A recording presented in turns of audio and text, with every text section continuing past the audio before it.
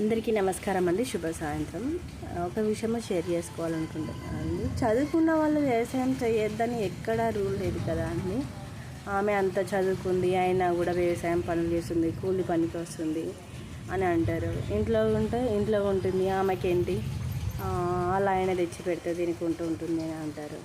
ఎలా అండి జనాలతో?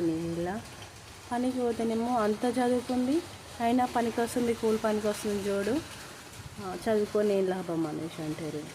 అంటే అంతా మీ ఇష్టమేనా? ఇంట్లో ఉంటే ఖాళీగా కూర్చుంటేనే చూడమని అంటారు. మా కష్టాలు మాకు ఉన్నాయండి. చదువుకున్న వాళ్ళందరూ జాబ్ చేయాలని అయితే ఏం రూల్ లేదు కదా. అంతే కదా, చదువుకున్న వాళ్ళందరికీ జాబ్స్ రావాలంటే ఎవరిస్తారు? అట్లా అంటారు. నిరక్షరాస్యులు చాలామంది ఉన్నారు, చదువుకునే వాళ్ళు. జాబ్ లేని వాళ్ళు కూడా చాలామంది ఉన్నారు. అయితే ఏంటి, ప్లీజ్ వాళ్ళ హార్ట్ చేసే ముందు కొంచెం ఆలోచించి మాట్లాడండి. ఎందుకు ఇలా ఒకరిని బాధ పెడితే మీకు ఏమొస్తుంది?